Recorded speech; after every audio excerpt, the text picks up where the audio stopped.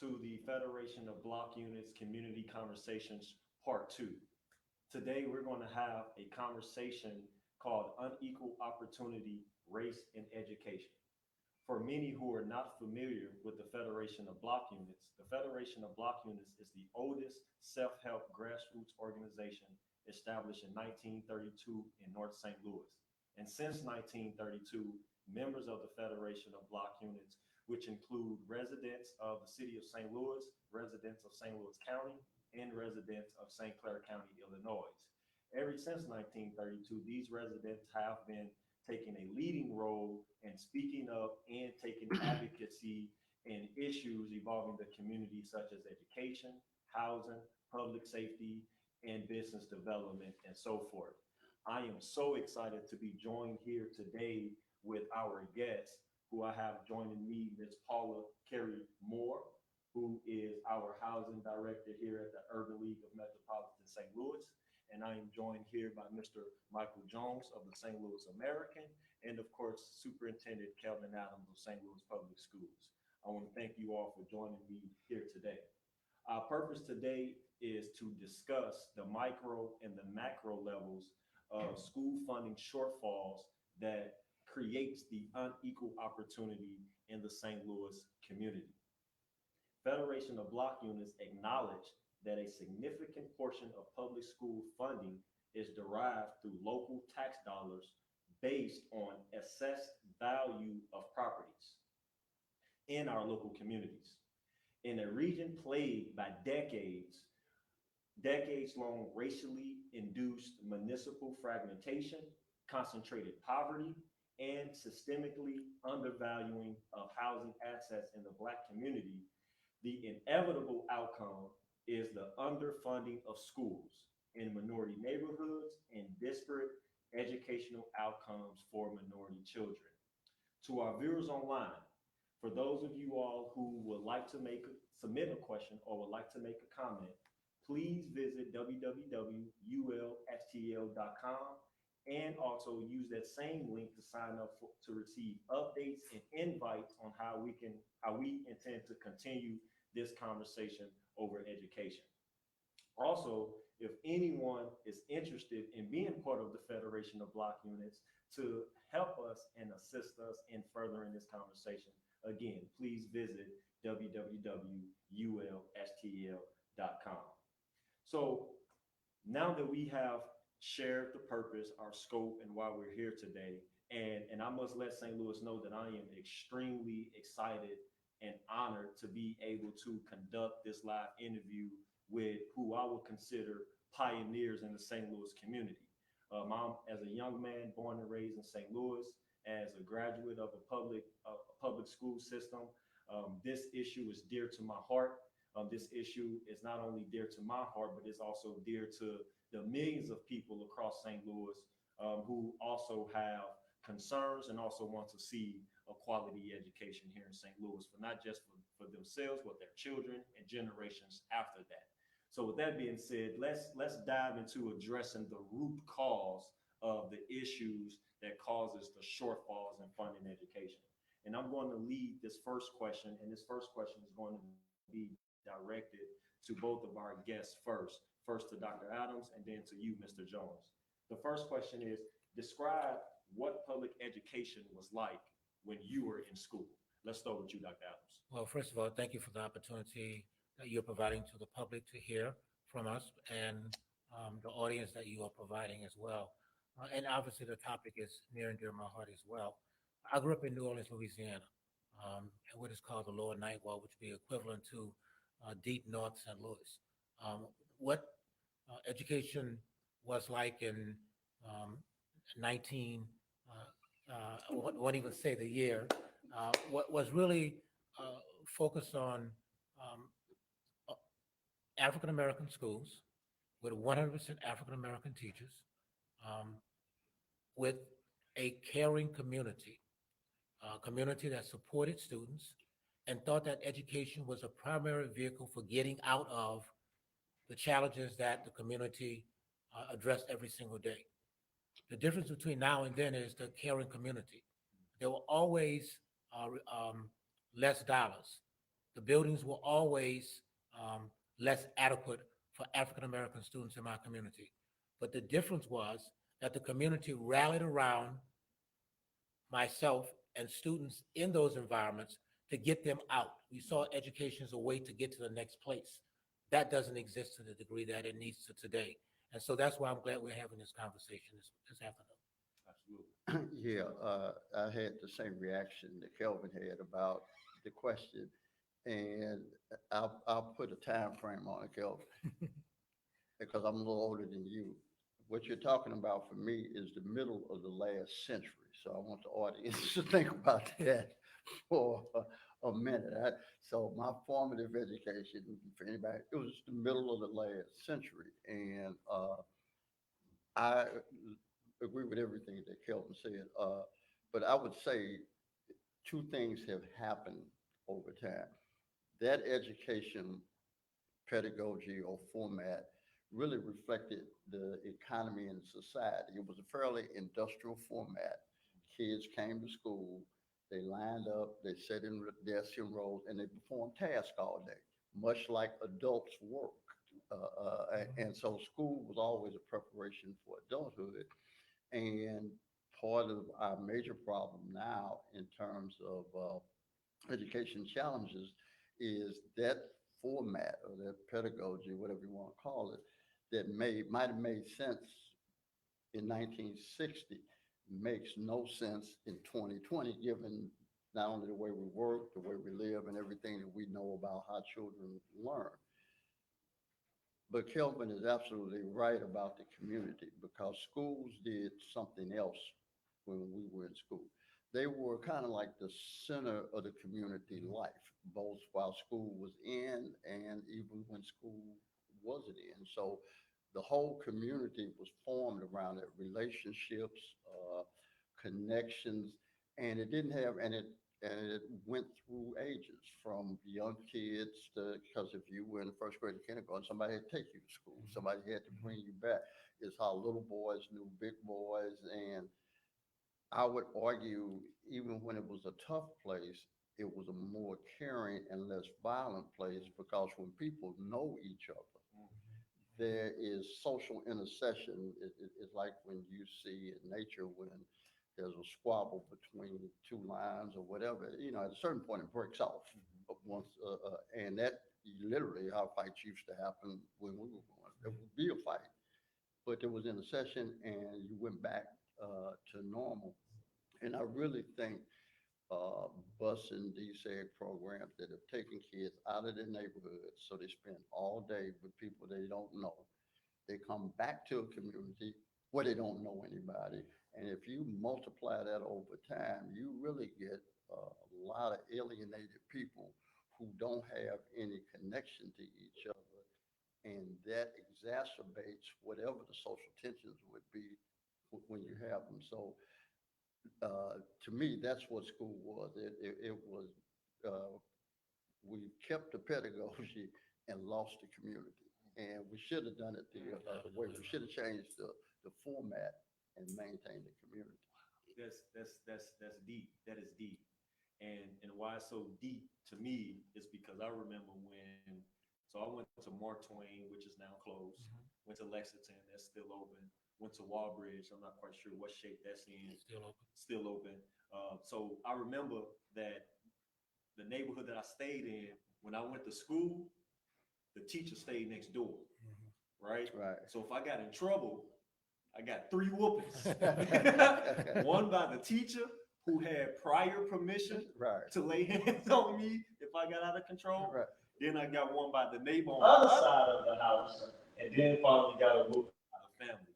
So by having that relationship, growing up in that relationship, I think that it's important to note specifically for you two that you two were educated in the public education system during segregation. That's correct. And so that leads into my next question. How did growing up in the segregated system, how did it shape your view on public education in the 21st century? Well, I'll jump in here. First of all, my biggest problem with the way we talk about education is to presume that there's something inferior about all black school, all black neighborhood, all Yeah. black teachers.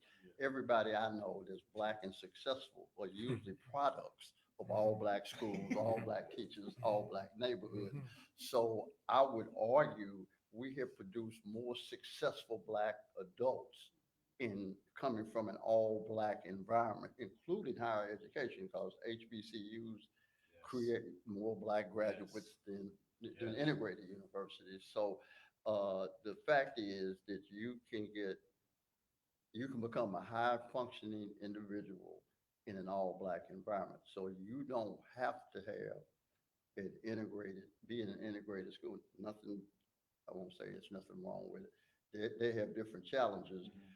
but here's why it's absurd to think of it like that.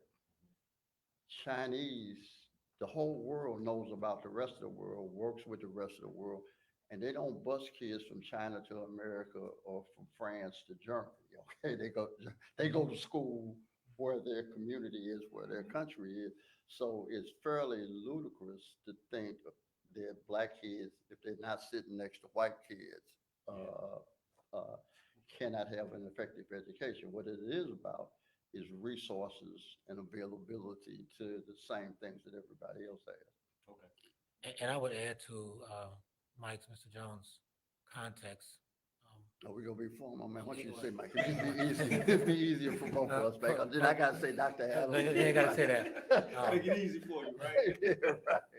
What I think segregation did for me, quite frankly, and my classmates was this notion of pride. There was a inherent sense of pride of being African American or black. Black teachers who focused on, while the curriculum wasn't black, um, exalting black professionals uh, historically in terms of what occurred. It gave me a sense of pride. So in any environment that I'm in now, I'm adequately and equipped to address any audience at all because I have a sense of pride that I did not have when I went to an integrated college, or at least it wasn't prevalent at that point in time. So the notion of segregation, as Mike has already indicated, is nowhere near negative. And the belief is the belief that you have to go to a certain place um, to be educated at a higher level is a misnomer. It's a total misnomer. I would argue, really, the sense of pride and dignity is 10 times more important than the academics that you might get, that you might think you might be getting from another place, because the sense of pride and the sense of dignity makes you believe that you can do anything. Absolutely. You could achieve anything. Mhm. Having the intellectual, academic portion in and of itself without a sense of dignity and pride, I think gives you the sense that you have to have the academic piece, but you don't know who you really are. And you make mistakes on a regular basis because you don't know who you are. I know who I am, period. No matter what audience I'm in, I know who I am. And that was given as a result of going through a K-12 institution that was 99% African American. And it taught me a sense of pride that no matter where I go now, that I'm able um, to deal with it. Just a quick codicil to that. W.B. Du Bois has an essay published about 1933, and it's about welcome, uh, admitted but not welcome. But it talks about all black schools and do black children need integrated schools? And he says they need good schools. Right. But he does make a critical point in this essay. He says it is better for a black child to basically be in an environment where they're loved and appreciated than with academic stuff, because everything Kelvin just said is the difference between making it and not making it, being successful. It's the intangibles. You can pick up the technical stuff Yes. on your own Yes. later, Yes. but nobody can build you back if somebody breaks you down too young. And we're losing too many kids because they're being broke down in ways that we can't recover. Yeah. I appreciate that. Thank you. Thank you so much for that. And because we're still on the topic of 21st century public education, I'm going to ask my next question to Ms. Paula. And Ms. Paula, I would love for you to elaborate just very briefly on how housing practices that were specifically that discriminated African Americans from purchasing homes in certain neighborhoods and even just applying for loans to purchase houses or homes. How did those housing policies affect the state of public education today? Well, when you think about the redlining and you drew a circle on a map, and that circle on a map just didn't come locally, it came from the federal government, that it hindered families from passing on generational wealth, wanting to build those communities where those children grew up, and did not know that they had an opportunity to challenge, because not too many people challenge. And as Mike was saying, when you're taught, you obey authority. And if authority says this, it may be right. Well, ironically, we moved here in the 70s. My mother worked for HUD because St. Louis needed help. And even then, it wasn't talked about because we had communities that stuck together.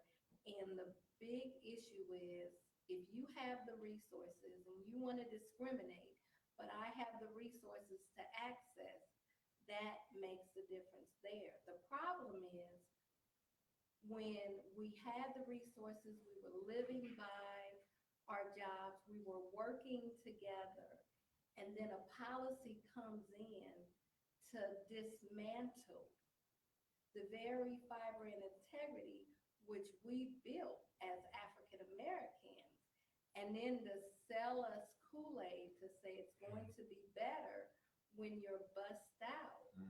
So I can say Harrison, 3rd grade, Blewett, 4th grade, Scruggs, 5th grade, Harrison, 6th grade, Stowe, 7th grade, Herzog, 8th grade. So. But you stayed in the same No, neighborhood. we moved thinking we're gonna be, it wasn't like there wasn't a school down the street or within our neighborhood. Yes, it made me popular, but that sense of community, and so I'm educated, but I'm educated all over from west to north, of St. Louis. So you have to say, was this better? And just because I'm in a position today and I went through all of that, no child should have to go through that. When we had a community, and my biggest thing, I wanted to be a Beaumont cheerleader. But by then, and they lived on our street. So that was it. I'm going to Beaumont, I'm gonna be a cheerleader. But I ended up at Academy of Math and Science, which was great, until they decided, no, we want to merge them with Soday, and we want to break you down. And yes, I was one of those children that rebelled, and we marched around the Board of Education and said, no, you're not. We're going to stay, and we stayed as long as we could. So the policies that are still some prevalent today is hindering us from building. Locally, we have it together. We have all kinds of information from the American, the school districts that's saying we're trying to empower your children. But if you don't change policy from the top, that is hindering us on a constant daily basis, and educate our people in a way to have an understanding that you have a voice, that those individuals that you send to Congress, that you send in the Senate, locally, your mayors and everything else, we're going to be stuck and having this conversation another 10 years from now. Yes. I appreciate that. Thank you, Ms. Paula, for putting that into perspective. And that is a great segue to the next question that we have on our list. And that is, and I'm going to start with you, Mr. Jones. If you could create an educational system from scratch, how do you envision that educational system being set up, and how can you ensure that the focus of this educational system remains on capacity building of the students? I think you, there's a phrase in architecture that says form follows function. And so you first have to decide, what do you want done? What are you trying to do? And if children are the central focus, and I'm talking about the only focus, and adults in that sphere then become subordinate to the best interests of children. So it's not about what works for everybody else, about what works first for children. Then what do I want them to be at the end of this? Not who they are at the beginning. What do I want them to be at the end of this? And I want two things, and Kelvin can kind of help me out here because I'm not going to be technically correct, but education has a root, two root words, educare and educure. And educare kind of refers to more technical kind of knowledge, almost call it training. Educure kind of refers to the soft side of what I'll call it, who you become as a person. And what you got to do is have an education system that blends both of them, that makes you technically competent to do something when you're on the back end, but always create a centered human being who knows who they are and has the capacity to grow and learn and be all right. And then you got to take into consideration the world that you're doing it in right now. So you can't go back. Like I said, I went to school in the middle of the last century. Okay, wait a minute. I got kids that went to school in the last century. Okay, just to date everything. But the point, of that is, I can't look back at my time to say this is how we do it. What I do have to do is take the values that Kelvin outlined and Pam was talking about and say, what do those norms that are fundamental and foundational to us as a community, what does that look like in 2020? So it's kind of, we were talking about jazz before the show started. Kelvin and I were talking about, so if you really want to understand jazz, you got to start with Louis Armstrong in 1925. Musicians will tell you why. But the point is, nobody sounds like that now, but everybody plays like that.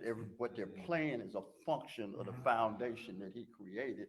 So what a musician will say, here's why I play this, because Armstrong did these things, and I took that and we built on it, but it sounds like this in 2020.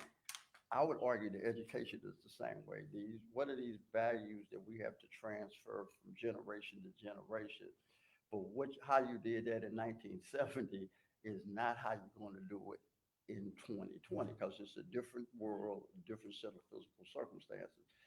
And it's an evolving question. It's not, it'll never be, and again, staying with that jazz metaphor, he said, that's how we played it 10 years ago. Same song, but here's what that sounds like now, and here's the arrangement. And so we have to think of ourselves as always evolving, and just, the difference between Einstein's universe and Newton's universe. Newton's universe, but the only thing I learned in physics is fairly constant. It's always static. What's at rest stays at rest, what's in motion stays in motion. Einstein's universe is relative. It is always changing.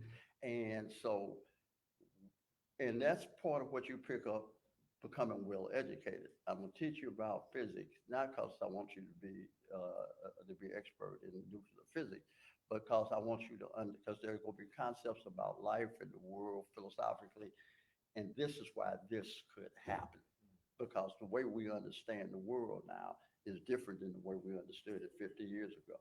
And you want all of that to happen to a kid in school for 12 years.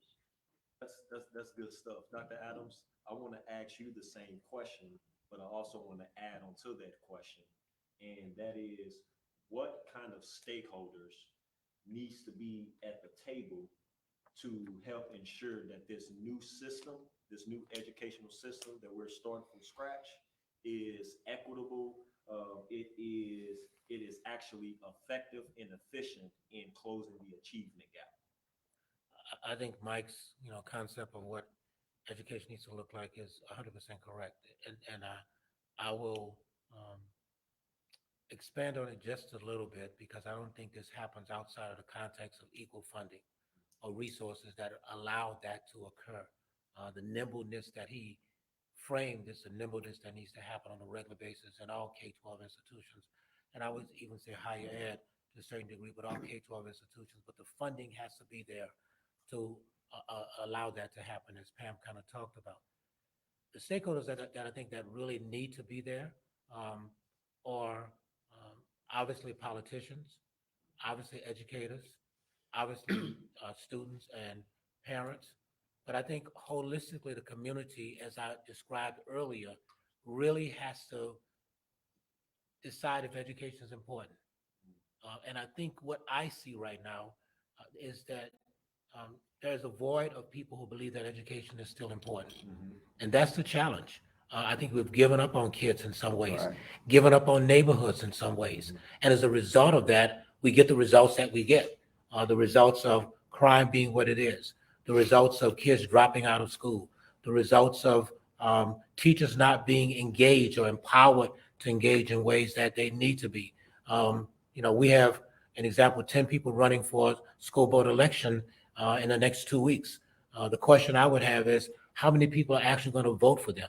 How many people have done the deep dive to understand what their platforms might be? Are they going to ask the kind of tough questions that need to be asked for persons who are running for school board for a $400 million budget that will support some 20,000 kids, not counting 5,000 kids that are in the desegregation program, or another 11,000 kids that are in charter schools. And so they have a part to play in that space. And so, Mike and I talk about this on a regular basis. The African-American community has to get re-engaged around public education. It's just really that simple. 88% of our population is African-American. 88%. 60% of our teacher workforce, African-American. That's on the teacher side. On the non-cert side, it's about 80%. And so we are leaving Black and brown kids behind. Right. We are actually leaving them behind. It doesn't mean I'm the superintendent of all kids in the St. Louis Public School District. So I care about every single kid. So I don't want the misnomer to be that I only care about Black and brown kids. I care about every single kid. But I know for a fact that as Black and brown kids rise, all kids will rise. There is no ifs and buts about it in my mind. I've seen it. And so you ask who needs to be at the table. I think everybody has to be at the table. I think how people lean into this conversation will determine to the degree that who needs to be first, second, third, fourth, or fifth, but everybody has to be at the table. No one is allowed to walk away from the table because the notion of public education is critical to this community. And it has to be revisioned again, like Mike talked about, but also revisioned again to the extent that the community cares enough that the kid understands that this community cares. Because when they see somebody on the corner and they say, why you're not in school, it's a question that all of us should be asking. Absolutely. Everyone should ask the same question. Why you're not in school? How can I help you? Absolutely. What can I do to support you? As opposed to walking by and saying, that's somebody else's kid. Yeah. That's not my responsibility. It is your responsibility when he's in jail. It isn't your responsibility when you have to pay taxes because he's in jail. It is your responsibility. Let's put it this way. He or she will become your responsibility if it's not your responsibility today. Yeah, I want to take what Kelvin said just a little deeper. Aristotle, kind of guessing, but observed about 2,400 years ago that man is a social animal. And what he meant was that we live in groups. There's no anthropological record of people being individuals. Any place you find a record of human Homo sapiens, they all together. And what's interesting about all social animals is adults, whether they're lions, elephants, doesn't make any difference what the animal is, but the animals that are socialized and raised together. The adults have an existential fundamental commitment to the welfare of the young at the expense of their own lives That's right. in every species but Homo sapiens. Now, I would argue that when we were growing up, Mhm. that's how Black adults were for Black children. That's right. Even Black adults who might have done things that the police were looking for them for, who may have. What you mean by that? Well, no, I mean, seriously. They protected us. It's very simple. Right. Yeah. They protected those that they thought had the opportunity for something greater. Here's what I mean. That if you're our age, here's the three things that you heard that is one of the reasons we're this old talking here. This ain't for you. Time for y'all to go. Hey, leave them alone. That's right. Now, That's all exactly three of them That's things. right. And sometimes you didn't even hear to leave them alone. That's You right. didn't even know that got said. But I'm saying it's that this was a community with integrity that protected its young until it was old enough. They were old enough to fend for themselves. Somewhere in this transition from the last century to this one, You lost that. we've lost that sense of commitment to our children that all social animals have to their young. I mean, and it's crazy that we consider ourselves superior to every other animal in nature, and we're failing at the most fundamental thing that all social animals do, and that's the preservation and protection of the species, because that's what the young represent, and it's an absolute commitment. It ought to be inviolate, and we got to figure out how to get back to that. And I would argue, if we can, we'll figure out How to do it. how to do the instruction. That's great. I remember as a young man, every single elementary school that I went to, there was a convenience store right there on the corner. And I don't know why, I just thought that this was the system, that the owner of the store was always some kin to somebody that worked at the school. And I thought that was by design, because if the kids wanted to leave the school to go to the store, that they would know that so kids are not just leaving the schoolyard at recess, going across the street to the store. So it's that memory brings me back to something that both of you two mentioned earlier about envisioning this new school system, and how you broke down the word education to educare and educure. Right? Did I say that right? You got it. So focusing on educare and educure, do you think policymakers are in alignment with that? And if so, can you give some examples? You don't have to name names, but can you give examples of such? No, I can answer that in a word, no. Okay, and I would argue that one of the changes in politics over my 4 decades of doing this, from the time what I saw coming in versus what I see leaving, is that Black political leaders and civic leaders were really an extension of the Black community. Okay, they were literally represented. Now, you didn't always agree with them, but they had proximity. That's where they lived, and they fundamentally were an extension of the community. And the Black agenda then was always civil rights, voting rights, because that was key to us getting ready to do anything else. And you never had to worry about where they were going to be on that existential issue. We have now created what I call, or what we've evolved into, is what I call the entrepreneurial Black politician. They don't come from any larger social movement. It is not an identity. They don't make them bad people.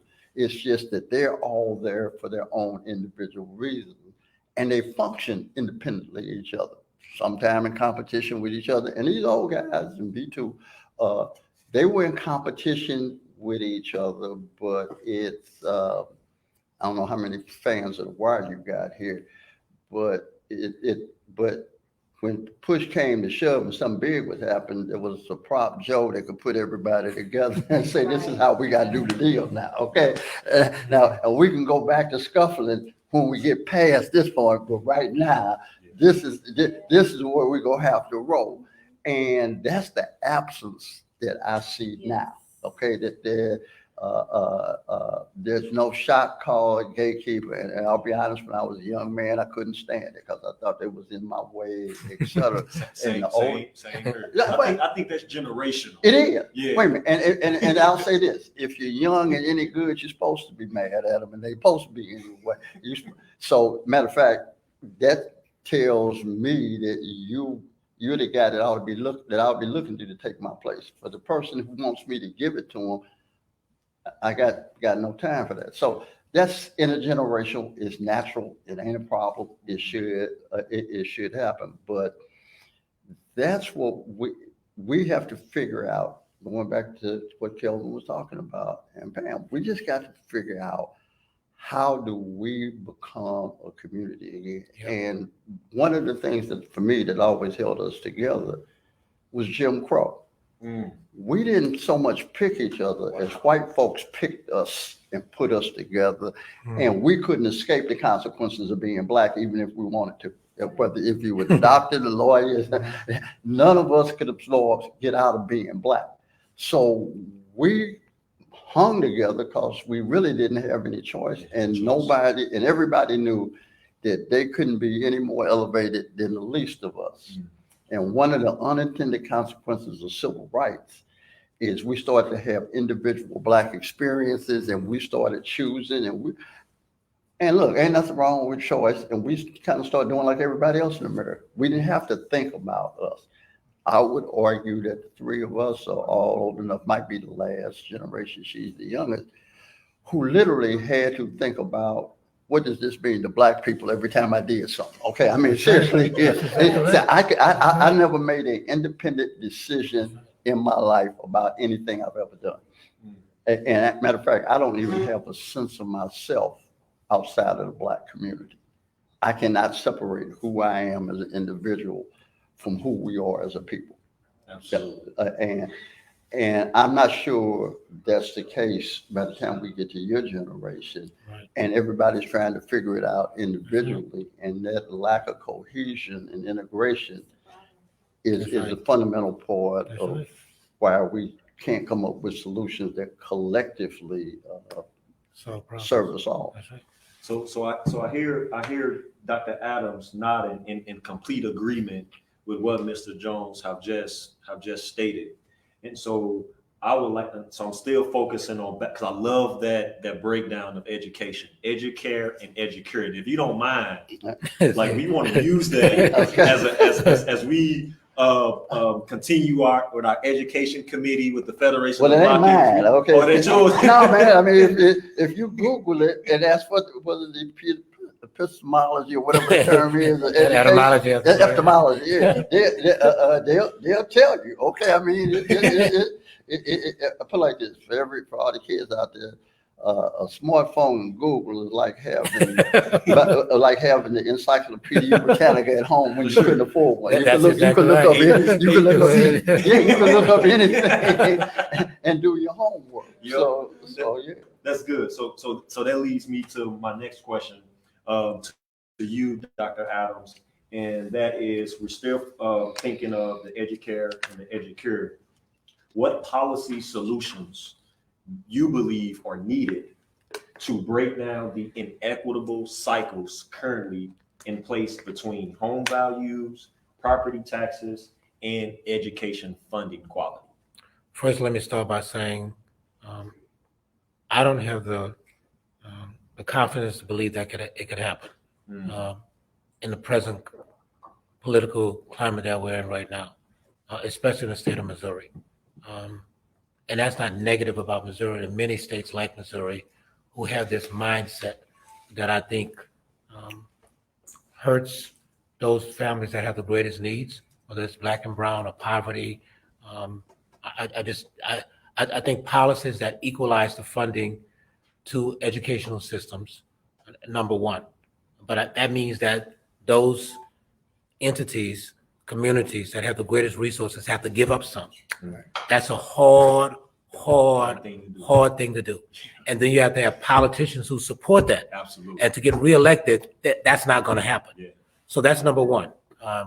I just strongly believe that this is as much a resource. Well, this is a resource issue as well.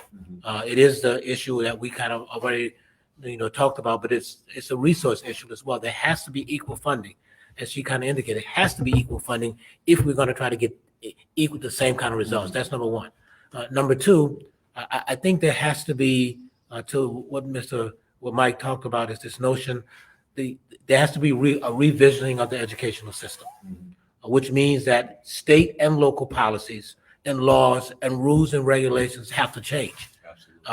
We have to flatten what needs to happen in a public institution, a K-12 public institution, such that we are providing what kids need, not what the state says, which may be different than what kids need. Absolutely. Now that's a real disconnect. Absolutely. Because what the state says that might work in rural Missouri may not work in the city of St. Louis. They have a smaller student population as well. A much smaller student population, different resources, a different way that they educate and maybe need to educate based upon the graduates that leave there. And in an urban context, it is a totally different kind of environment that has to exist for kids in an urban context. And so that means the state has to be nimble as it relates to laws and policies. It can't be one size fit all. It cannot be one size fit all. And the last piece I think is we have to think about how valuable education is to us and treat it with that kind of premium. Right now, we do not. Right. It is an afterthought. And I framed for you and the panel and other people the notion that education was a way to get out of the quote unquote hood, to get out of poverty, to get out of the circumstances that we were in. And I saw that as the only way out for me. Yeah. I didn't see basketball, although I played basketball, as the way out. I didn't see rapping as a way out. I didn't see, stealing as a way out. I saw education as the only source for me to get out. And many of my classmates saw the same exact thing. They knew that to get to the next place, even though it wasn't a four-year institution or a junior college, they had to graduate from high school Absolutely. to get to the next place. Absolutely. To get that secondary job working at a car shop or whatever, they needed to get out of high school. Right now, we have a dropout rate of 10 or 12 or 14, 15, 16%, depending upon what year you're looking at. That means that 14 out of every 100 kids are not graduating every single year in an urban context. And so, and I don't know that a policy creates that for us. I do believe that the notion of the housing policies have to change, but I think equal funding, number one, the notion that education is a critical component for us, and we see it as a real way to get out. Maybe not the only way to get out, but it has to be back on the list. Right now, I don't know that it's back high enough on the list for that to occur. And I think the state policies as it relates to education have to be nimble enough to support a district like St. Louis or Kansas City or a district like in Jefferson County. There has to be some differences here in terms of that piece. And this notion of everybody taking a standardized test is not the only way. As a matter of fact, I read there was a broadcast on yesterday that colleges and universities are rethinking standardized tests in a very real way in terms of how kids get in college. And there are a lot of other ways to evaluate Calvin Adams as opposed to one standardized ACT test. I think those are three key pieces. And I'll be honest, I don't have confidence that can happen in the present political structure that exists in St. Louis or Kansas City. And it's not a slight on anybody. I think the system has been built to do exactly what the system is doing. Right. That's what the system is. It's been built to do that. She talked about it. The system, federal systems have been built to do exactly what the system is doing. Yeah, all systems get the results that they're designed for. For instance, this is a St. Louis centric show. I'll narrow what Kelvin said. First, I agree 100% with his assessment. if you're serious about equity in education in St. Louis, you're talking about a metropolitan school district. It doesn't have to be necessarily metropolitan in terms of teaching, Right. but it does have to be metropolitan in terms of funding, That's right. so that it's all one tax, so that we're taxing, we're paying property tax. That's the local contribution, because the state contribution is the state contribution, but the disparity really comes at the local level. So I don't know what that looks like. I don't know what it would mean, but Right. it takes more political leadership and than we have at this moment. I would say that. The other thing that we haven't talked about is we have to rethink teacher preparation. Yes. Teacher education is a labor-intensive business. Yes. Okay, that ultimately the education is never any better than the teachers in the building and the principal. Okay, he's a great superintendent, but at the end of the day, think of it as an army. You could have a brilliant general, but it's your field level commanders and officers, those captains and those majors, that make the army work. And that's what teachers and principals are. And I would argue that our teacher preparation programs, probably all over America, but I can say in Missouri, are as old as they were when I was in school. And I just told you I was in school in the last century. So now just think about it. We have children going to school in 2020 with all of this technology, this changes in the world, and we're still preparing people to teach them like they were prepared when you and I were in school. Now that disconnect is extraordinary. So I would argue almost nobody comes out of any university in Missouri prepared to teach any of these children In an urban context. nowhere, anywhere. Right. And the reason it doesn't show up in Yes. well-funded districts is because parents in well-funded districts have resources to compensate for what the school system right. can't do. That's right. So they fix their kids and the school district gets the credit. Low-income families love their kids just as much, but they don't have the resources to compensate for what the school can't do. The children don't perform and the school district gets the blame. But I can tell you right now, if you swapped out the teachers from the highest performing school, white school district, to the lowest performing black school district, and took the black teachers or the white teachers that were in the lowest performing district and sent them to the highest performing district, literally nothing would change in either one of those districts.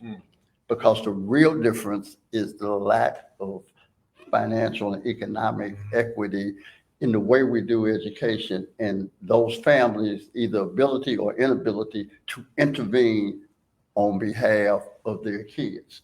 And that's what you're seeing now. We do a collectively terrible job, but if you got resources, it don't matter because you compensate. When you don't have resources, it's like healthcare. You got insurance, you should never be surprised. You go to the doctor regularly, you get checkups and all that kind of stuff. When you don't have insurance, you can't afford it, your life is always at risk. And we could think of education as the same way. That's good. That's good.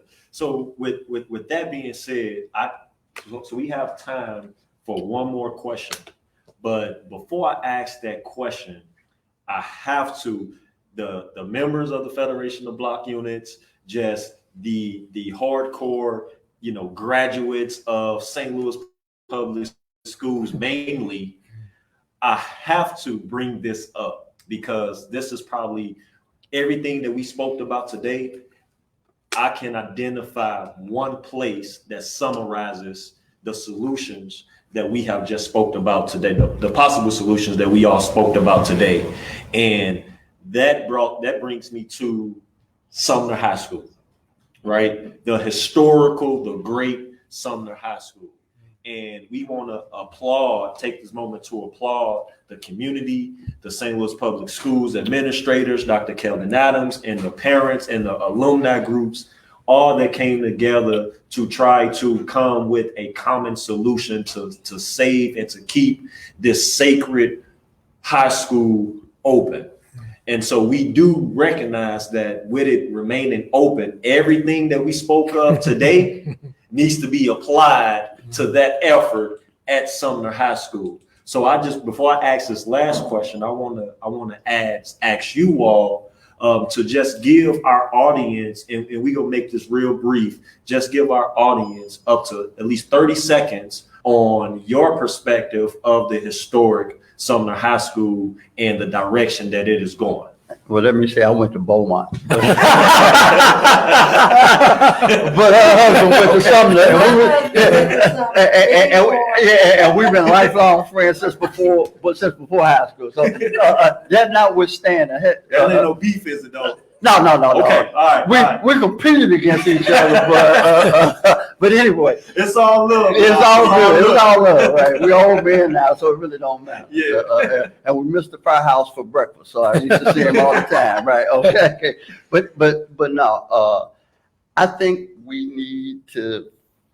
Sumner has a unique history, and it's a unique, iconic place because of what it was, the first black high school west of the Mississippi. So it has some historical place. You could turn it into a museum or something even. Sure. But the real thing that you have to think of is, what should a modern high school look like? Right. And it wouldn't be a 3-story building spread out. It would be one level campus. It'd have different kind of room. So we cannot fall in love with the past. I guess that we can honor the past. We can be inspired by it, and we have to be mature enough to be able to make the judgment that the building needs to be preserved, the memory and what it represents needs to be preserved, but it might not be the best place to educate children anymore. And that's not a slight. That's just, times have changed, times have moved on. I'll date myself, but I'm old enough to remember when the General Motors plant was in Union and Natural Bridge. Right. And they didn't. I didn't even know that. I know. You couldn't know that. Okay. I even had a summer job there once. Okay, but that's how old I am. But my point is that when they decided to move, they were not slighting the city.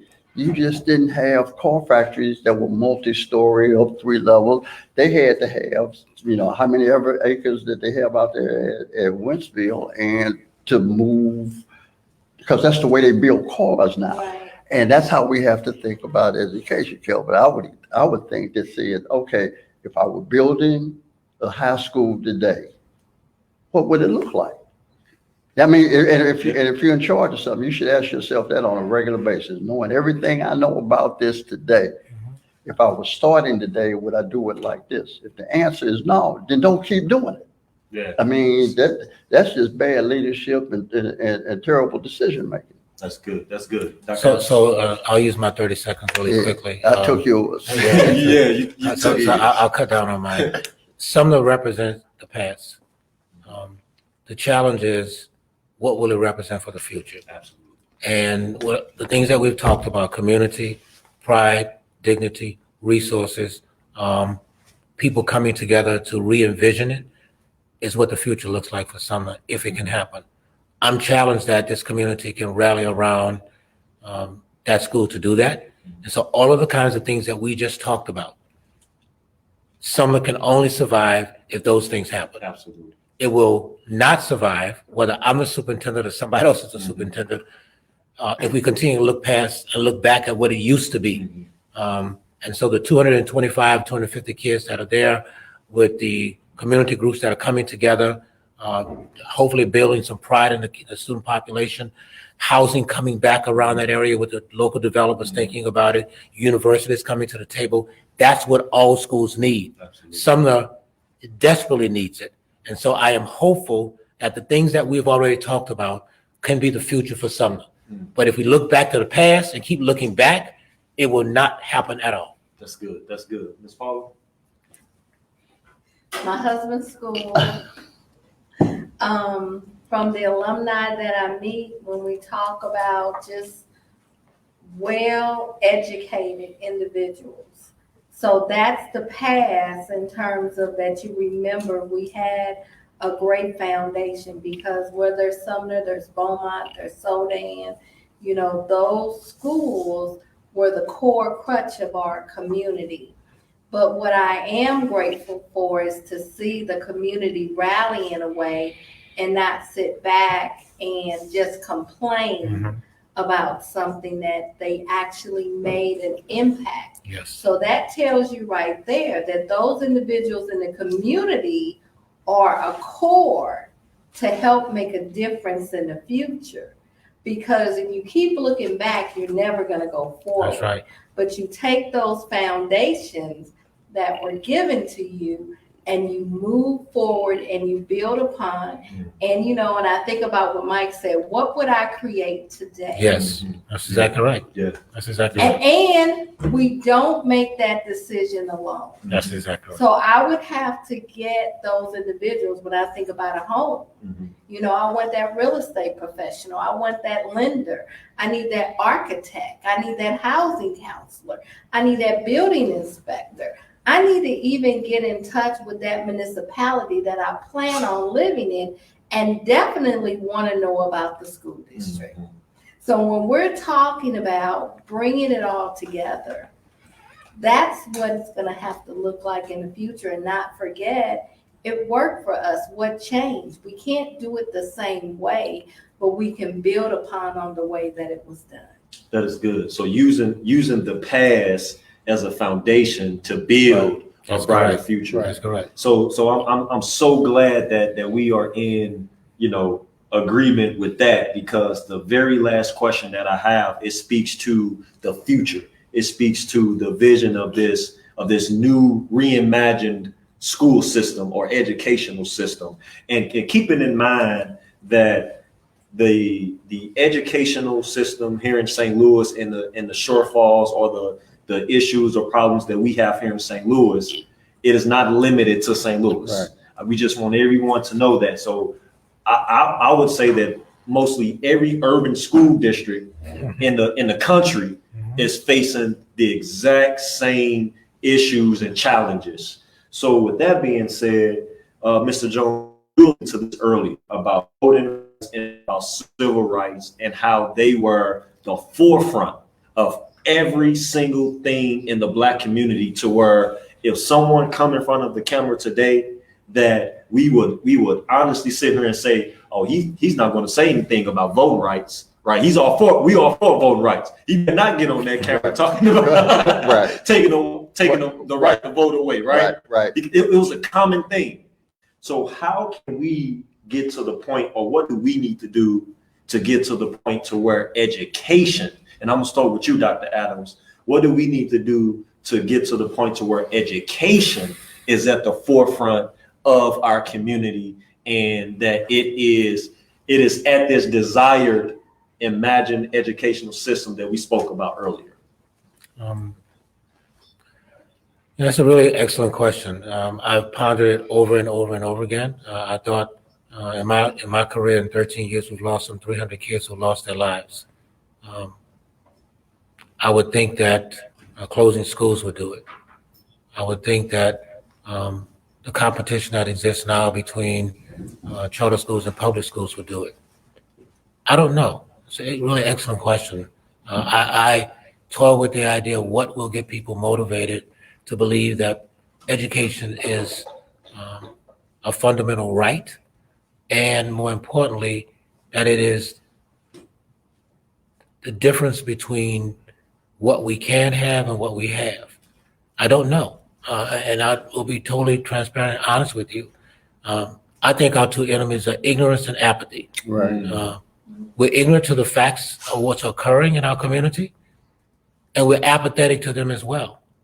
And so, you know, I am not against any politician or any institution. I don't know how we, as a community, Black, white, green, purple, really rally around education as a real bell ringer for us to change our community. I believe that we have to do a better job around policing. I believe we have to do a better job around a number of other places. But I critically believe that education is the key to all of those kinds of things, if we believe that it is. And I just don't know that this community and most communities in urban America believe that. So I don't have an answer for you. I really honestly don't. I'm incredibly frustrated by what I see and what I hear, and it's not a forefront. As I said before, kids losing their lives every single day. Lost 2 kids 2 weeks ago on a Sunday night and a Monday. 8-year-old kid and a high school kid goes to Soledad, lost their lives. The community didn't rally. Nobody raised a voice. Nobody raised anything. I just don't know anymore. I don't know what gets people motivated enough to do something around this issue of education, because I think it is the thing that's going to make or break the African American community, but I think the community as a whole. Absolutely. Yeah, Mr. Jones? I'm going to agree with Kelvin. And excuse me, and thank you so much for your honesty. Yeah, yeah. I can lie to you and tell you a lot of things. Yeah. But- Thank you so much for that. Yeah, I'm going to say, hopefully things like this and you guys not doing this episodically, but programmatically. Absolutely. So that we educate people to the connections that we're talking about. And Pam's husband was a great ball player, and Kelvin was a ball player. I didn't see him play, but there's something coach would tell you that skill is technique times repetition. So is knowledge, and this is about hearing it again. You know, it's kind of like the blues. I'm gonna tell you again, and then I'm gonna explain it. That's the blues structure of a song.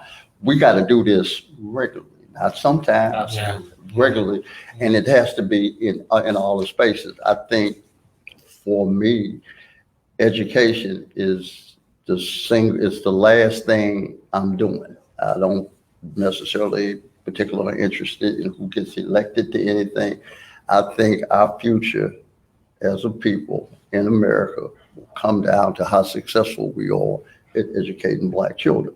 So whatever juice I got left, whatever energy I got left, that's where I'm going to expend it.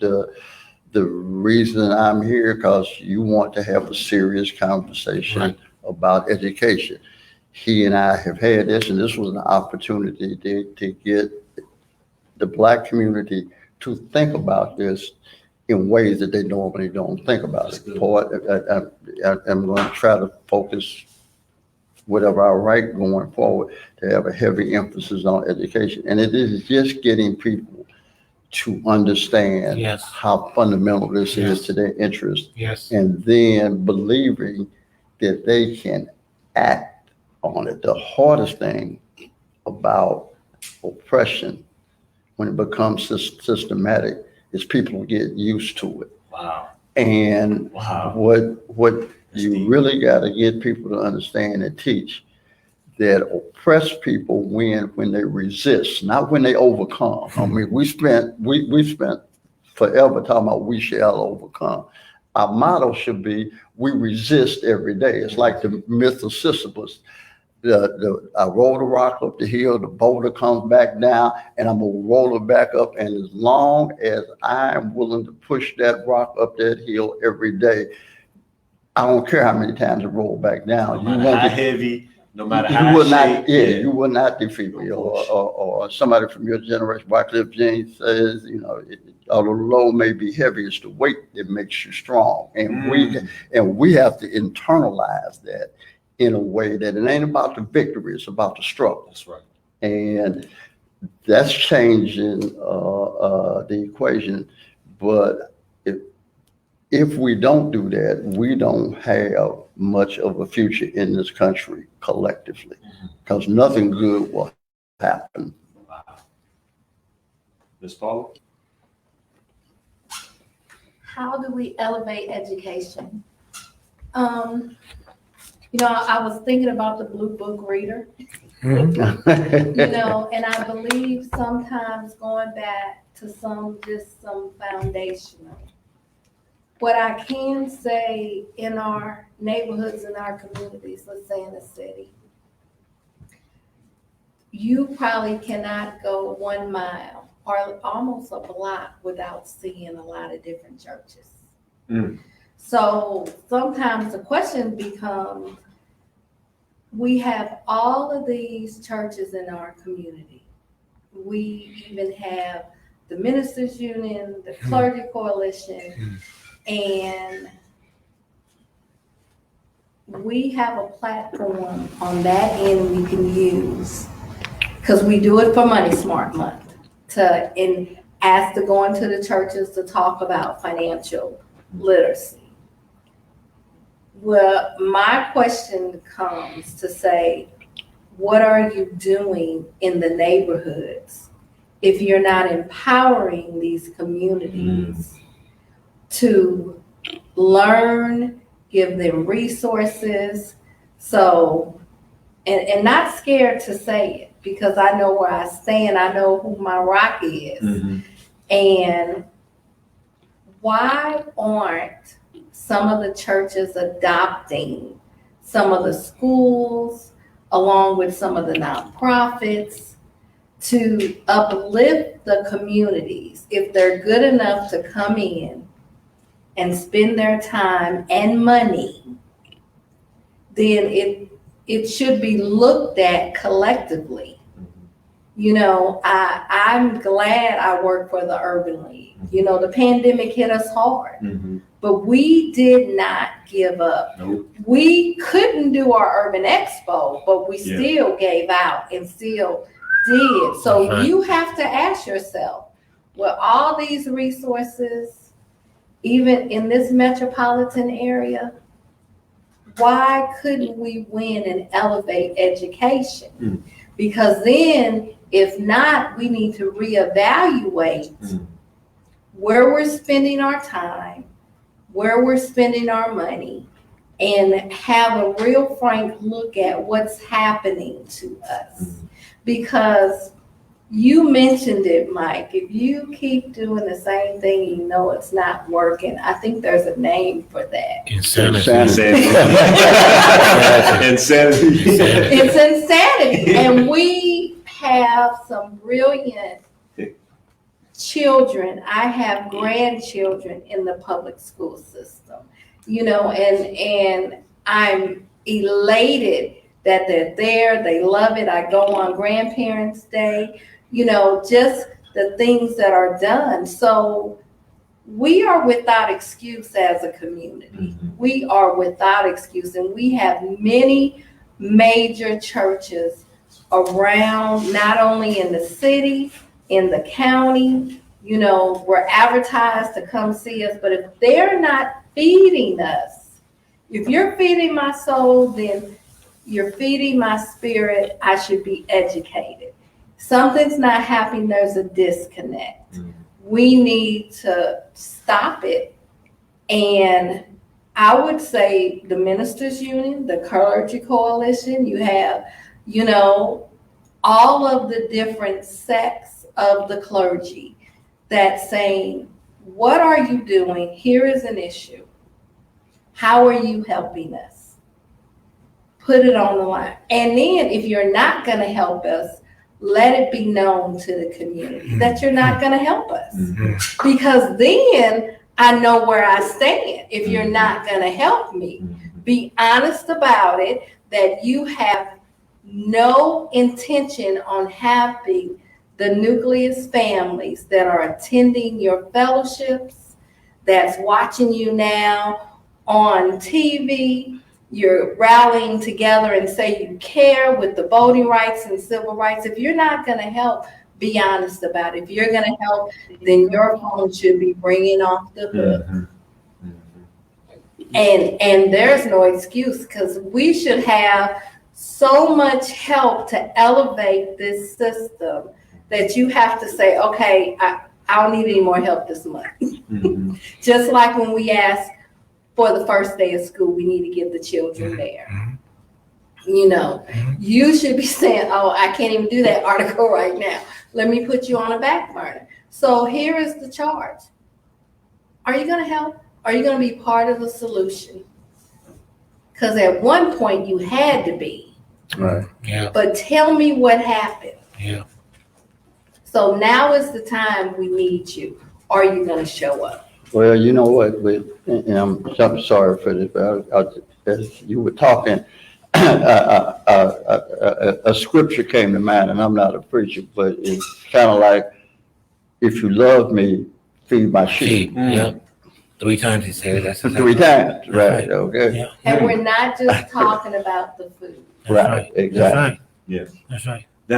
That's great. That's great. That is, so this conversation have been great. As you all know, we can go on and on, but because we have limited time, we're going to go ahead and bring this to a close. But before we officially bring this to the close, we want everyone to understand that this opportunity that we're here, we have Ms. Paula, we have Mr. Jones, and we have Mr. Adams here.